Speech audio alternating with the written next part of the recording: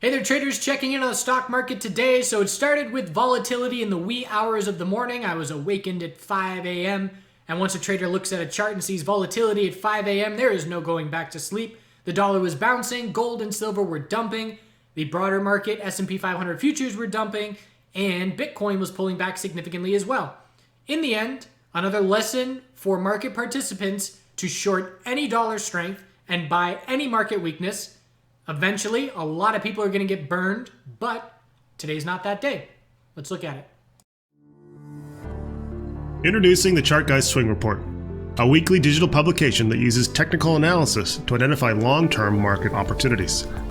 Understand the market from a swing trade perspective. Follow institutional money as it rotates from sector to sector, and make the most of the Swing Report's weekly trade opportunities, with key entry and exit levels provided. Performance is tracked and updated weekly. For more information, visit us at chartguys.com. Now, let's check out some charts. So it's also dividend distribution time. We know SPY did it on Friday. A lot of the other sectors, spiders, are doing it as well. It's my least favorite time of the year. It happens 4 times a year. And that's because it just loses clarity on charts that I'm so accustomed to using every single day, because dividends lead to artificial changes in price, as the price is then artificially adjusted to reflect for the dividends that are distributed.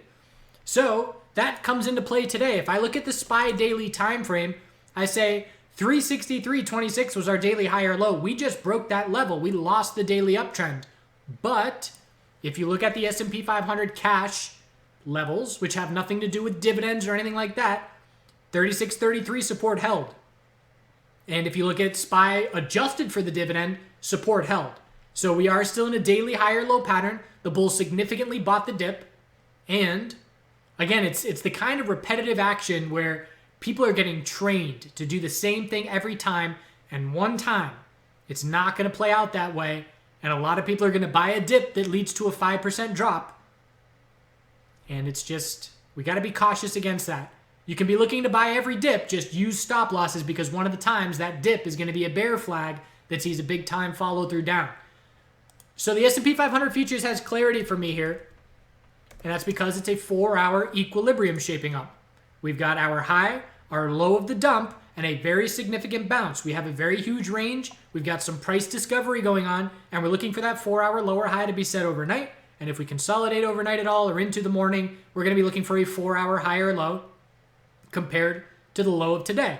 If that does play out, which I believe is the most likely scenario, it's entirely possible that we see this 4-hour equilibrium tighten up into Wednesday, keeping in mind that Thursday is a half day and Friday there is no trading with the holidays. And then the following week, the Friday, there is no trading with New Year's Day. So definitely shortened weeks. 4-hour equilibrium is on watch. IWM significant gap down for buying. Daily EMA 12 finally being tested for the first time. We bounced right off that level. Hourly trend change to the bulls still needed. This move went straight from the low of pre-market. V-shaped bounce. We'll have to set an hourly high or low and confirm an hourly trend change if we're going to have confidence that this is our daily high or low. But obviously the bulls were buying the dip today. QQQ. So QQQ, anything over 298.09 was a daily high or low. The bulls had a lot of space to work with above that level. I am keeping an eye out for a rising wedge, because bull breaks with a lack of follow through mean watch for a rising wedge. This was a bull break to a new all-time high by 1%. Still a daily uptrend. Hourly, same thing. We didn't change the hourly trend. We went straight. Well, you could view it 2 ways. I take that back. You could view it as the low of pre-market, the high of our bounce, which was the high of this morning at 308.14, a double bottom at the low of pre-market, and then a break of that resistance. You could view that as an hourly trend change with extended hours on. And I did have a trade on QQQ that we'll go over here at the end of the video. A great trade turned sour. So we have an hourly bull flag into the end of the day. And let's look at that futures chart and what I'm looking at for the potential of a rising wedge. And it's going to be an AS 100 USD and the 12-hour. So what is standing out to me? Anytime I see those higher highs with a lack of follow through, we look for the rising wedge. And I would be watching this right here. It can break bullish. In very bullish environments, they do break bullish. Bitcoin just had a 4-hour rising wedge that broke bearish, leading to daily consolidation on the dollar bounce this morning. But over the next few days into the end of the year, that low of today is now very important, because if that low of today breaks, this rising wedge is going to break bearish as well. I could tweak this resistance line to include that level. Let's make it textbook here. That's what it would be. That's worth paying attention to. I am going to watch this chart until it breaks. XLV. So, again, the dividend distribution is a factor, but we did see a clear break of support. We have a weekly equilibrium. All-time high, weekly high or low of 107.84, lower high, and now it's all about 107.84. So weekly tightening range, likely to break first thing next year. XLF, low line in the sand support was 28.11. We held that level, still keeping control overall. And for a good part of this morning, XLF was the saving grace for the bulls, where it started the morning really strong, and then even when Qqq rolled over, it rolled over. But at that point in time, XLV was not breaking to the low of the day. So again, didn't see the morning where all three sectors were dropping to the low at the same time. And XLF, once that bottom was hit, saw a very significant recovery back to the high of the day as well. Pretty much started real strong bull move, significant dump to a new low, no bear follow through, and then a recovery for the rest of the day. Biotech sector. So daily high or low, most important support short term is 143.31. We held it, and we got a new all-time high. Bulls are in complete control. Line in the sand, 143.31, and we are looking at 151 psychological resistance. That is the strongest sector still. SMH, high, low, lower high, trying for the higher low compared to 210.41. Most important resistance is 219.40. Tightening up. And we'll be watching for a break of this tightening range sometime probably next week. Could still happen this week. Man, sometimes you just get a mustache hair that is out of place and just tickles. And when you're talking, you're moving your lips to make it tickle and tickle. TAN. High or low every single day for the last 8 days in a row. Close up at the high, extremely strong. Electric vehicle names sold off a bit into the end of the day. They had a good day overall. They sold off a bit in the end of the day as Apple put out news that they're getting into the electric vehicle game. So that had a negative impact, but solar names certainly still doing strong. Still holding strong with that very strong close. And what ignited the bulls? A bear break with zero follow through. That was the spark. Weekly bull flag, significant move after 100 psychological, next previous price resistance level, going way back. 116.70 is the most important level from here. For me, it's the highest price in a decade, and there's a lack of resistance above it. The VIX with a huge upper wick. We started real strong and gave it all back. Look at the hourly chart. 3-hour bull move, and then just a slow fade, giving it all back. What does that look like? It looks exactly like the dollar. 3-hour bull move, then giving it all back. Little hourly bounce here, little hourly bounce here. The VIX and the dollar are absolutely correlated because of the inverse relationship between the dollar and all of these assets. So the dollar started this bounce strong this morning, and this is the period of time where everything dumped in relation. This is a 0.7% bull move. I'm on the wrong chart. Dollar. This is a 0.7% bull move, and that is when everything was seeing weakness. We then rejected from the most important resistance level. What's our line in the sand for the dollar? 91.24, our last daily lower high.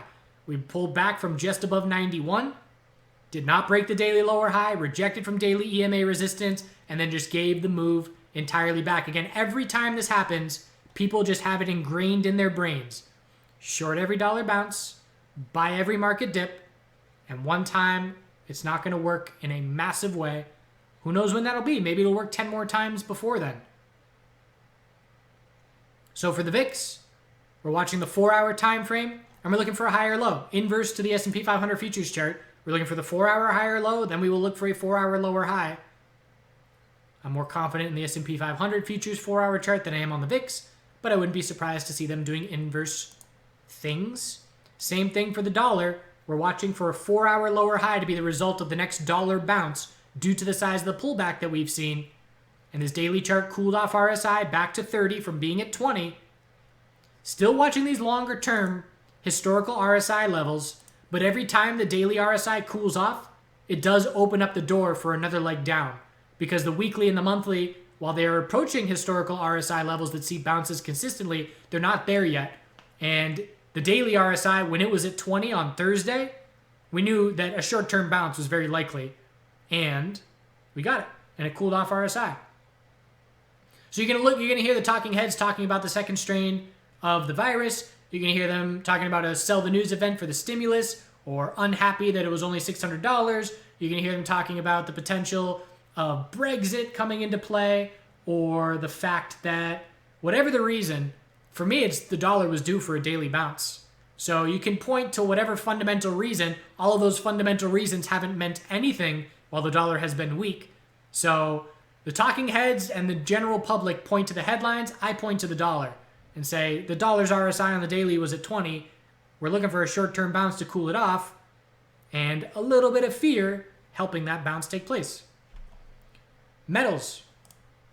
So metals had a ton of volatility. They started the overnight session extremely strong, heading to higher highs, and then that dollar bounce led to a massive drop. And I was impressed with the buying of the dip, and I was watching crypto, stocks, and metals all at the same time, and it was very clear that metals found their bottom first, and they bounced the best to start the morning. So that showed me significant dip buying, and I have been hesitating re-entering metals long-term positions because the dollar has been so weak. And in the back of my mind, I'm just saying, I want to enter metals, but as soon as I enter, if we see any kind of dollar bounce, it's going to add downward pressure on metals. But now that I've seen it, and I see bulls are still here buying dips, it makes me a bit more comfortable. So I did add GLD and SLV to my long-term IRA, and the game plan is it's a smaller position, nowhere near my day trading position sizes. And my game plan is just playing this monthly support. My stop, I made this attempt once on GLD and I stopped out for a small loss. I'm doing it again. My stop is going to be under 166. If it stops out, I will give back a portion of the profit that I made on the way up. And it's the same thing for SLV. My stop is going to be under that low of 2045. So they're both slightly in the green because I had a good entry pre-market entering on the hourly higher low of the metals. So silver before the bell rang, I was entering here. And that's it. I'm looking for new all-time highs in gold. I'm looking for a higher high on silver, getting over 28, or what was it, 29? 29.86. And I will either stop out or we'll see those all-time highs and it'll be a solid position. So just building a bit more in my IRA. I've already got my SPY no-touch position, which at this point, who knows what that's up, 70% or something absurd. But adding to it. Keeping stop losses, but giving a good bit of wiggle room to try and let a longer-term trade play out. So silver, hourly equilibrium here, a bit more clear. Low of the dump, high of the bounce, higher low, and then just sideways. If we break bearish here, we're going to look for an hourly higher low compared to 25.38. And again, I don't care what the short-term action does. All I care about, are we breaking monthly resistance or are we holding monthly support? And if neither of those two things are happening, I have no decisions to make. My stop loss is set. My target is set. That's it. Miners looking for a daily higher low to form. There's a gap to fill at 36.04 on GDX. Need an hourly trend change back to the bulls for a daily higher low to be set. Low of pre-market. High of the day is an hourly lower high. And the bulls need to hold the low of 35.87 and break 36.81 to confirm an hourly trend change and see a daily higher low set. So hourly trend will be our guide for when we have a new daily higher low on the miners. Oil with its first significant pullback in a while. That's not oil. It is, but it's the wrong one. CLG 2021. So this is a slow grind up every day. And this is obviously the biggest bear day that we've seen in a while, but bulls bought the dip, and we are still in a daily uptrend. The last daily higher low was 45.88. We held 46.25. We're holding daily EMA 12 for 5 weeks. 4 hour for clarity. scouting that 4-hour lower high, just like the S&P 500 futures, definitely correlated with our assets versus the dollar inverse. And when we top out, we'll watch for a 4-hour higher low to try and form compared to 46.25. Again, it is notable to me that the energy sector has already started weekly consolidation while oil still has the daily uptrend. So that tells me if oil loses the daily uptrend, we can obviously see further downward pressure on these energy names that have already started pulling back. Natural gas, not giving up this slow grind. Just a higher low every day. There's been a couple days where it's been a lower low by fractions of a penny, but just keeping this move up. 285 most important resistance. Patient bulls have now been waiting for 5 days for a higher low, and it's not coming.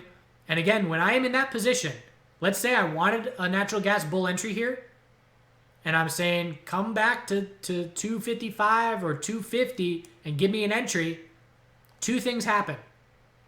It either does and I make an entry, or it doesn't and I go on to another trade. So I have the clear criteria of what I need to see happen for me to have interest in the trade. And if it doesn't happen, this trade's gone, because I know there are 10,000 other trades out there, and I'm not going to waste my time trying to court a chart. Chart needs to earn my money. I'm not going out there looking to give my money to charts that aren't showing me everything that I want to see. So, Qqq Trade review. Nailed some good things. So this is, let's go into the setup. So the setup pre-market. Bounce was underway, and we were just looking for an hourly lower high. We know heading into the morning, bears are looking at an hourly lower high first thing. Bulls are waiting for an hourly higher low compared to the low of pre-market if they want an entry. So we got our hourly lower high, and we got a lot of weakness. And I entered when I was live streaming. I saw this move. I saw this pull back off the low of the day. I said, okay, I know I'm looking for an hourly lower high. I'm entering on this 5-minute lower high. I want to see the price over 307, because I know if we clear 307, my risk to reward is good. I'll be risking $1.50, giving some wiggle room over the high of the day, and my reward will be more than $1.50 if we see a new low of the day. So 5-minute bear flag, it was perfect. I entered at 307, beautiful bear entry, new low of the day, very confident. From there, it was all about 303.68. I knew that was the most important support, and I watched things slow down here. So what do we see? We see bear breaks with a lack of follow through, which means look for a falling wedge. So I have a key pre-market support level aligning with bears losing momentum and a falling wedge starting to form. I don't even have to draw the resistance line. It's just the 2-minute EMA 12 resistance and this downtrending support line, and there's your bull break. So I recognize that. I had a great short entry, and I exited half of my short right here on this candle, anticipating the 2-minute falling wedge and the bounce. And I then rationalized, okay, I've sold half. My break even now on this trade from 307 to, let's say I exited at 304, is 310. I am comfortable. I am not going to lose on this trade, and I'm going to look for potential for further bear follow through. My exposure in my portfolio with my longer term holdings favors long. So I wanted a little piece of bear action just in case we did get bear follow through. So I was then looking for just a 15-minute lower high. So I said, all right, I'll wait, 15-minute lower high. Maybe I'll exit on a 15-minute higher low if the bounce is significant enough. And we just grinded. We had a 2-minute uptrend from that low of the day to the high of the day, which was a 2% bull move up and hours and hours of 2-minute uptrend. So we got to this point. I said, all right, we're due for consolidation. I started adding bigly to my short. Let's say my short was 1 position size. I added maybe 6 more up here to then go aggressive bearish. And my average was 308.80s. I saw this pull back here. I said, great, here we go. Nope, 1 more higher high. Fidelity actually ran out of shorts, which is not common for QQQ at this point in time. Everybody was trying to short it up here. And then we pulled back here. Again, I'm comfortable. I start exiting. I start scaling out with tiny profit to just be more comfortable, because now I'm erasing my aggressive mindset. And as soon as this double bottom happened and we started bouncing off of it, I'm done. Bears aren't proving it. Bulls are defending support. and I exited that trade. I exited all of my short, essentially break even. I probably made a small amount on the short in the end. But hindsight, obviously to be the perfect trade would have been to exit everything at the low of the day and to go long off that double bottom. I didn't have enough confidence in the bulls, but that's a little bit of a learning experience, and perhaps next time I'll be a bit more trusting of those bulls. We did follow through for the bears a bit into the close, but I don't regret selling where I did because we did end up going back to another high. And that was that. Other than that, just riding some longer term positions. It was a fairly uneventful day. I think it was up maybe a 60% of a day maker. I'm being very low key here, heading into the end of the year, not giving back any of a good year's gains. And let's see what the S&P 500 futures chart does overnight tonight. 4-hour equilibrium, possibly shaping up. To end it here, we got a video. I requested a turkey carcass from a friend for scientific purposes. Have a good day. Do good things.